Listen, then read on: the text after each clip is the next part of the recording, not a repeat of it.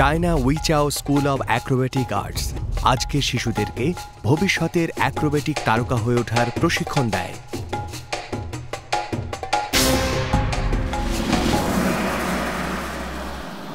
ভালো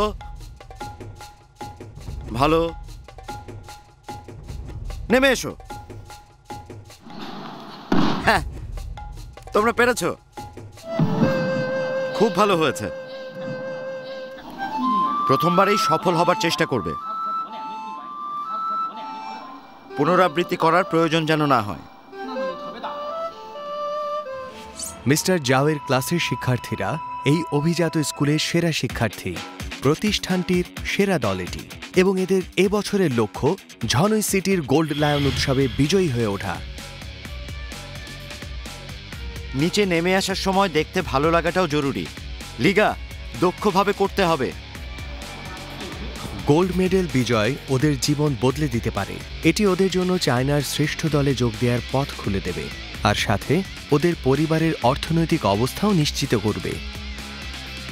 গ্র্যাজুয়েশন শেষ করার পর ওরাই হবে শ্রেষ্ঠ এবং দক্ষ শিক্ষার্থী। চায়নার শ্রেষ্ঠ অ্যাক্রোব্যাটিক দলে আমার শিক্ষার্থীদের যোগদান করা আমার মনে হয় খুব বেশি কঠিন কিছু হবে না। এই যে ওপরের জন, একটু মনোযোগ দাও, স্থির থাকো। হচ্ছে হচ্ছে। লিগার বয়স মাত্র 10 বছর, যদিও মাত্র 2 বছর হলো ও এই স্কুলে এসেছে। তারপরও ও খুব ভালো করছে। পিরামিড রুটিনের সময় বেশিরভাগ দলেরই সবচেয়ে ওপরে অবস্থান নেয় লিগা। আমরা যখন প্রথম পিরামিড বানানো অনুশীলন শুরু করেছিলাম আমি খুব ভয় পেতাম, কিন্তু স্যার আমাকে বুঝিয়ে বলেছিলেন যে আমার কিচ্ছু হবে না। তারপর কিছুদিন অনুশীলন করার পরেই আমার ভয়টা কেটে গিয়েছিল। 15 সেকেন্ড এভাবে থাকো। লিগা আরো তাড়াতাড়ি করতে হবে এবং সুন্দরভাবে। ও যখন অনুশীলন করে ওর ব্যক্তিত্ব গড়ে ওঠে। নতুন কোনো রুটিন আয়ত্তে না আনা পর্যন্ত ও কিছুটা ভীত থাকে এবং চেষ্টা চালিয়ে যায়। লিগা ভীষণ পরিশ্রমী একটা মেয়ে। যখন অন্য শিক্ষার্থীরা বিশ্রাম নেয় কিংবা দুপুরের খাবার খায় অথবা ঘুমায়, তখনও লিগা একা একা অনুশীলন করে। দলের অন্য সবাই এখানে 5 বছর ধরে আছে, আমার শুধুমাত্র 2 বছরই হয়েছে। আমি মন থেকে চাই সবার থেকে ভালো করতে। লিগার পরিবার কৃষি কাজ করে। আজকে তার বাবা এবং ছোট ভাই তার অনুশীলন দেখতে এসেছে। লিগার পরিবার শানসি প্রদেশে থাকে। ট্রেনে যেতে হলেও প্রায় 10 ঘন্টার পথ। গত 6 মাসে এই প্রথমবার তারা লিগাকে দেখতে এসেছে। যখন লিগা খুব ছোট তখন ও শারীরিকভাবে খুব দুর্বল ছিল। যেহেতু ও দুর্বল ছিল, আমরা ওকে ব্যায়াম করার উৎসাহ দিতাম। পরবর্তীতে আমরা বুঝতে পারি ও খুবই প্রতিভাশালী এবং দৃঢ় ইচ্ছা সম্পন্ন। লিগা যে কাজটি করতে পছন্দ করে সে কাজে ও সব সময় প্রথম হওয়ার চেষ্টা করে।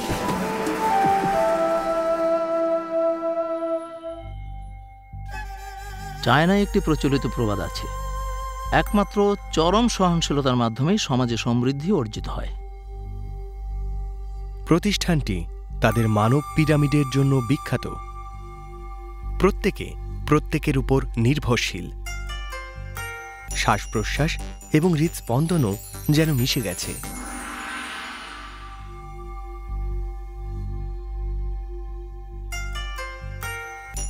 সুমং পিরামিডের সবচেয়ে নিচের দিকে অবস্থানকারী। দলটির অগোচরের নায়ক ওকেই বলা চলে। কোনো তাড়াহুড়া করবে না, সাবধানে। নিচের দিকে আকর্ষণ কিছুটা কম থাকে, কিন্তু স্থিতিশীলতা এখানে খুবই গুরুত্বপূর্ণ। এই ছোট কাঁধগুলোকে অনেক ভার বহন করতে হয়। যখন আমি পিরামিডের নিচের দিকে অবস্থান করি তখন আমাকে প্রায় 35 থেকে 40 কেজি বহন করতে হয়। রুটিনটি অনুশীলনের পর আমার কোমর এবং বাহুতে ব্যথা করতে থাকে। মাঝে মাঝে অনেক বেশি করে।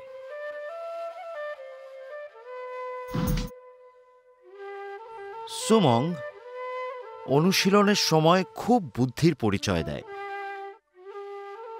ওর প্রতিক্রিয়াটাও না খুব ভালো। ও এমন একজন শিক্ষার্থী যার দক্ষতা আছে।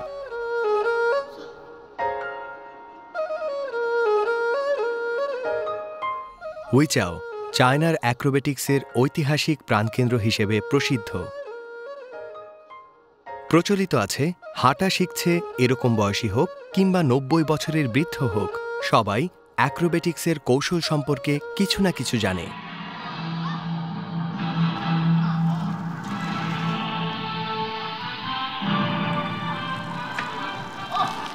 চায়নার এই এলাকায় অনেকগুলো ছোট বড় অ্যাক্রোবেটিক স্কুল আছে, কিন্তু কোনোটাই উইচাও স্কুল অফ অ্যাক্রোবেটিকের মতো নামকরা ও মর্যাদা সম্পন্ন হয়ে উঠতে পারেনি। স্কুলটি ১৯৮৫ সালে প্রতিষ্ঠিত। প্রতিষ্ঠানটি চায়নার প্রথম ৩টি সরকারি অনুদানপ্রাপ্ত অ্যাক্রোবেটিক্স স্কুলের মধ্যে একটি। বেইজিং শহর থেকে প্রায় ৩৬০ কিলোমিটার দক্ষিণে হাবেই গ্রাম অঞ্চলের প্রাণকেন্দ্রে অবস্থিত এই স্কুলটি।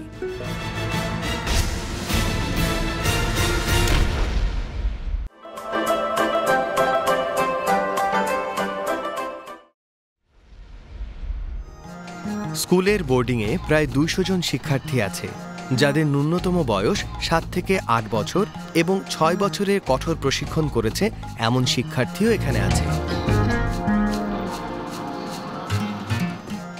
শিক্ষার্থীদেরকে বয়সের নয় বরং দক্ষতার পরিপ্রেক্ষিতে দলে বিভক্ত করা হয় এবং দিনের বেশিরভাগ সময় তারা অনুশীলনের মধ্যেই কাটায়। এরই সাথে প্রাতিষ্ঠানিক শিক্ষার জন্য তারা দিনের ২ ঘন্টা সময় অতিবাহিত করে। এর পরের বছরগুলোতে তারা প্রদর্শনীতে যাওয়ার উপাদানগুলোর সাথে পরিচিত হয়। এখানে শিক্ষার্থীরা কিছু নির্দিষ্ট জিনিস ব্যবহার করে নির্দিষ্ট বিষয়ের উপর দক্ষতা অর্জন করে। শুধুমাত্র শেষের ২ বছর শিক্ষার্থীরা পুরোপুরিভাবে প্রদর্শনীর দিকে মনোযোগ দেয়। তোমাদের মানের ব্যাপারে খুব সতর্ক থাকতে হবে। আমরা একটি নিয়মনিষ্ঠ প্রতিষ্ঠান এবং যথার্থতা আশা করি। যাও জানে সফলতার জন্য কী প্রয়োজন। ১০ বছর আগেও তিনি একজন পুরস্কারপ্রাপ্ত কৌশল প্রদর্শক ছিলেন। তিনি একজন শিক্ষক, উপদেষ্টা, সাথে দলের সবার বন্ধুও বটে।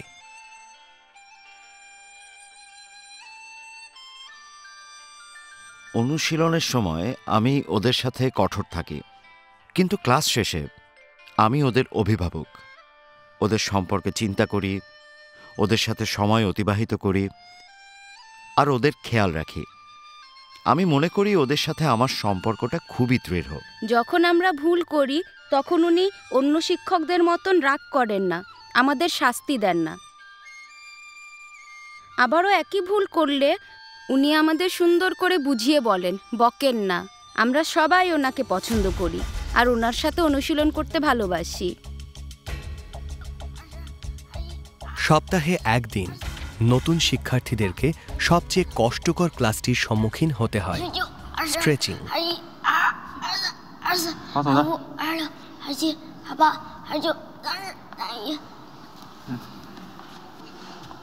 এক্সট্রিম স্ট্রেচিং খুবই কষ্টকর, কিন্তু প্রথম বর্ষের জন্য খুবই গুরুত্বপূর্ণ অংশ।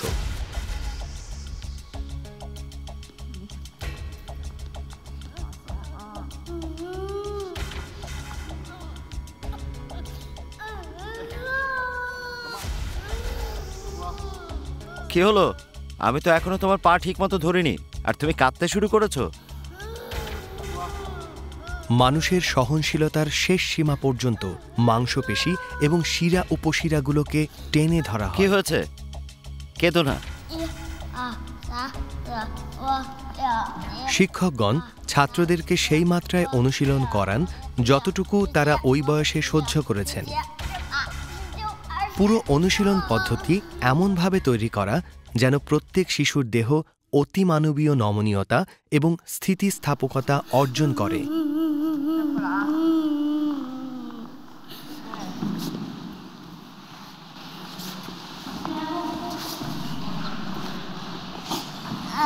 এমনকি সিনিয়রেরাও প্রথম দিকের সেই সময়ের কথাগুলোকে মনে করে। স্ট্রেচিংয়ের ব্যথা সবার কাছেই খুব পরিচিত এবং কষ্টদায়ক স্মৃতি।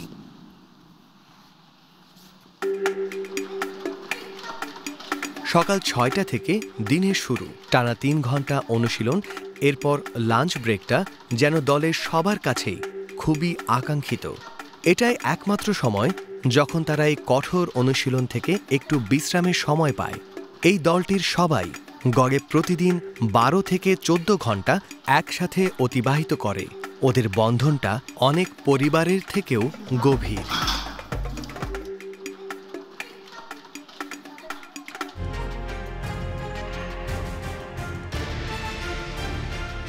এবছরের নতুন শিক্ষার্থীরা এখানে এসেছে মাত্র 3 মাস হলো। এই 7-8 বছরের বাচ্চাগুলো প্রাথমিক অ্যাক্রোবেটিক দক্ষতা আয়ত্ত করছে। তারা তাদের শক্তি, তাদের নমনীয়তা এবং তাদের দৃঢ়তা বৃদ্ধি করছে।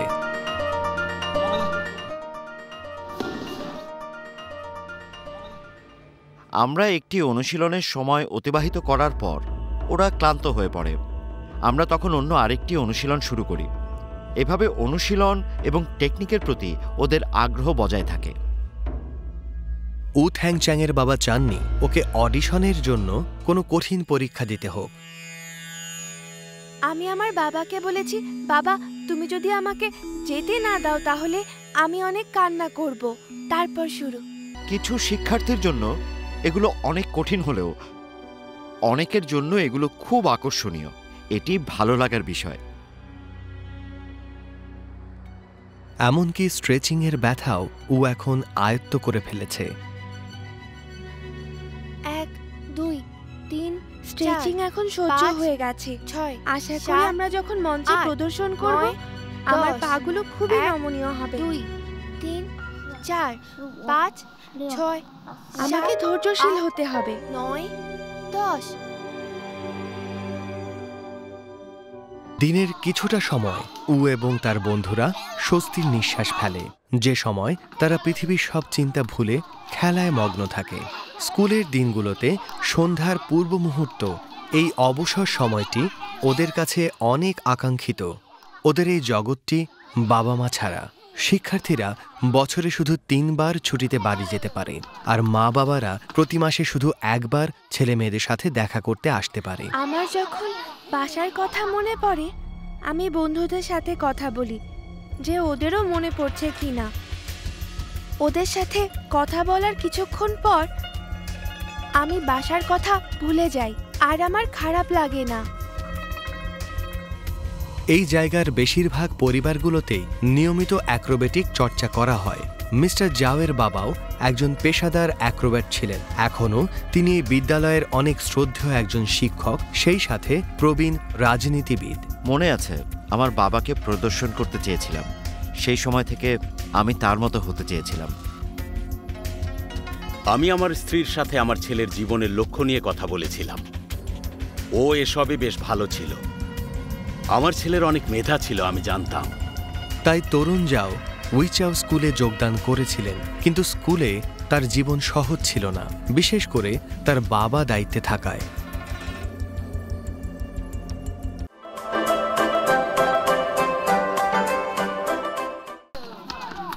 সম্ভবত এই সব অভিজ্ঞতায় জাওকে এমন একজন মেধাবী শিক্ষক বানিয়েছে। চলো আমরা শুরু করি। এই যে এদিকে। তার প্রশিক্ষণ পদ্ধতিটি একই সাথে কোমল এবং কার্যকর হওয়ার জন্য বিখ্যাত।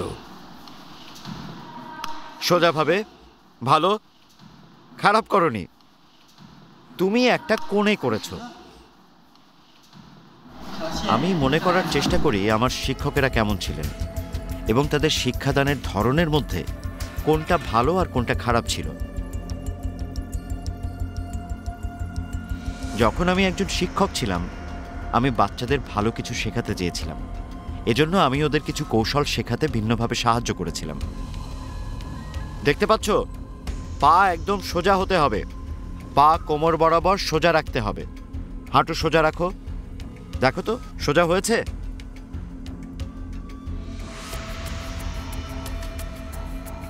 এই প্রথম 6 মাস পরীক্ষার সময়, এবং এর মধ্যে যে কোনো সময় যে কোনো বাচ্চাকে বাদ দেয়া হতে পারে।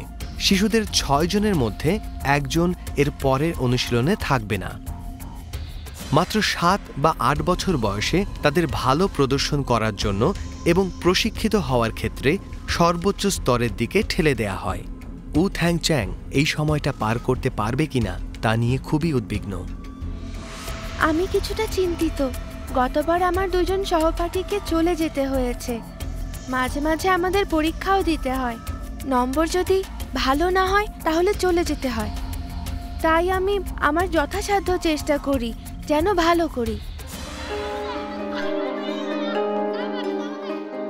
উইচাও স্কুলের দীর্ঘ 15 ঘন্টার একটি দিনের সমাপ্তি সময় চলছে।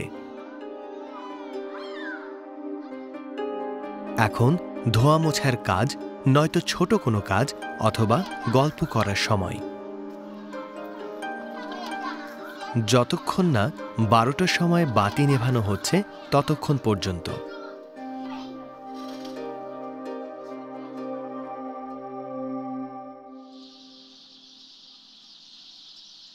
প্রতিটি স্কুলের দিন শুরু হয় সকাল 6টা থেকে।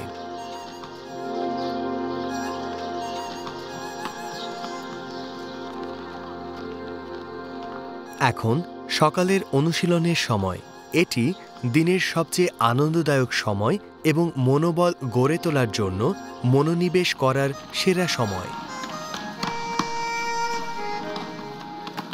জিমে অনুশীলন করা একটা আলাদা জিনিস, তবে শিক্ষার্থীদের এক বিশাল জনতার সামনে প্রদর্শন করার অভিজ্ঞতা থাকা খুব প্রয়োজন। এজন্য তাদেরকে রেড সাউথে ওয়ার্ল্ড ইয়টিং চ্যাম্পিয়নশিপের উদ্বোধনের জন্য আমন্ত্রণ জানানো হয়েছে। সেটা 1 সপ্তাহের মধ্যে, কিন্তু তারা এটার জন্য প্রস্তুত না।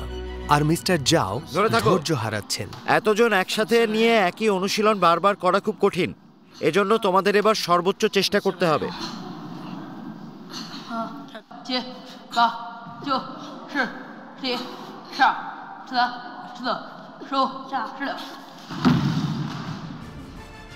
তোমরা এই রুটিনে এতদিন ধরে অনুশীলন করছো, তবুও তোমরা এখন এটা নিখুঁত করতে পারোনি। আবার চেষ্টা করো। মাথা উঁচু রাখবে। 16 সেকেন্ড যথেষ্ট নয়, এমনকি 19 সেকেন্ডকেও যথেষ্ট বলা যাবে না। যদি দর্শক তোমাদের ভঙ্গির 1 সেকেন্ডও মিস না করে, তাহলে বিচারকরাও করবে না। আমাকে বোকা বানানোর চেষ্টা করো না, আমি সবাইকে খুব মনোযোগ দিয়ে দেখছি।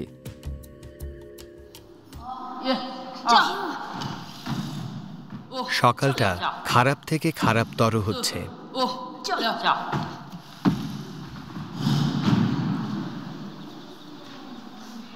আমি সত্যিই জানি না এতদিন কি অনুশীলন করেছো।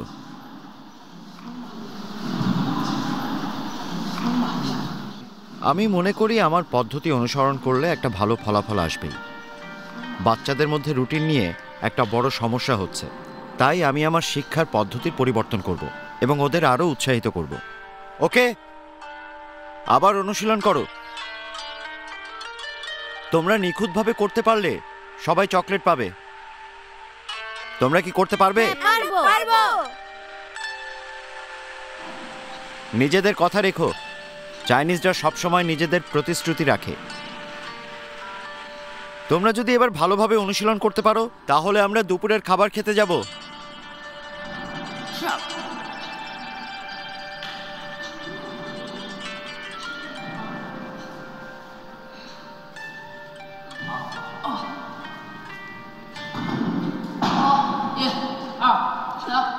লাঞ্চ ব্রেকের জন্য এটা যথেষ্ট ভালো, কিন্তু পেশাদার পারফরমেন্সের ক্ষেত্রে এটাকে ভালো বলা যাবে না। নেমে যাও। একটু আস্তে নামলেই হতো। শিক্ষক যাও যখন বিরতি নিতে গেলেন, তখন ইন্টেন্সিভ গ্রুপের সবাই সকালের সমস্যা নিয়ে আলোচনা করতে লাগলো। যখন আমরা কোনো ভুল করি, তখন আমরা সবাই একসাথে বসে ভুলটা নিয়ে কথা বলি। আমরা কখনো একে অপরকে দোষারোপ করি না। বছরের মূল প্রতিযোগিতাটি আর মাত্র 2 মাসের মধ্যে।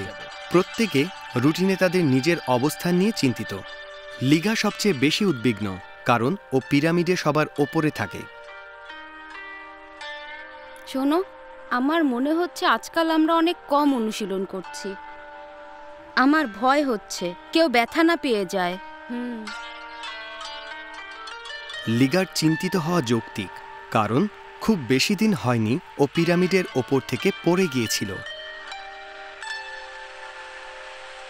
শিক্ষক বুঝতে পারেননি যে আমি পড়ে যাব, তাই আমাকে ধরে ফেলতে পারেননি, আর আমি অজ্ঞানও হয়ে গিয়েছিলাম। শিক্ষক আমাকে হাসপাতালে নিয়ে যাওয়ার পরে আমি বুঝতে পারলাম যে আমার একটা দাঁতও ভেঙে গেছে। একদিনের জন্য যথেষ্ট হয়েছে বুঝতে পেরে যাও বিকেলে শুরু করলেন প্রাথমিক হাতের ওপর দাঁড়িয়ে থাকার কিছু অনুশীলন করানো দিয়ে। ওরা যেদিন বন্ধ পায় আমি সেদিন ওদের বলি যেন সহজ কিছু অনুশীলন করে, নিজেদের আত্মবিশ্বাস বাড়ানোর জন্য।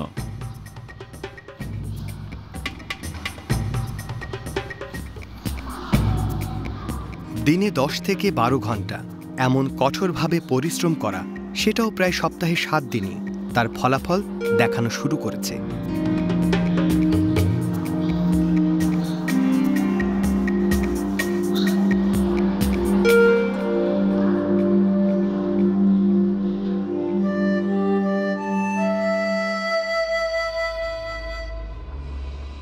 মিস্টার জাওয়ের বাবা তার অর্ধ শতাব্দীর অভিজ্ঞতাকে কাজে লাগিয়ে বর্তমানে বিশেষ প্রশিক্ষণের জন্য শিক্ষার্থী নির্বাচনে সহায়তা করছেন।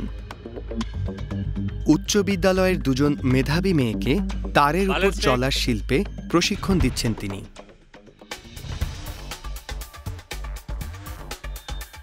এটা খুব কঠিন কোনো অ্যাক্রোব্যাটিক না, শুধু প্রতিদিনের কঠোর অনুশীলন করো আর শিক্ষকের কথা শোনো। যদি ওরা শুধু এটা করতে পারে তাহলে একদিন বড় কিছু হতে পারবে। তিনি 1947 সালে একজন কৃষকের ঘরে জন্মগ্রহণ করেন। 11 বছর বয়সে প্রথম দলে যোগ দিয়েছিলেন। পুরনো এই শিল্পকে বাঁচিয়ে রাখার জন্য তিনি কাজ করে যাচ্ছেন।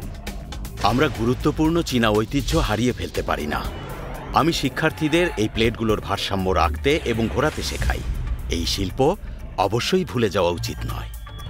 শারীরিক এই অনুশীলনগুলো সঠিকভাবে করার পদ্ধতিটি 3000 বছরের পুরনো।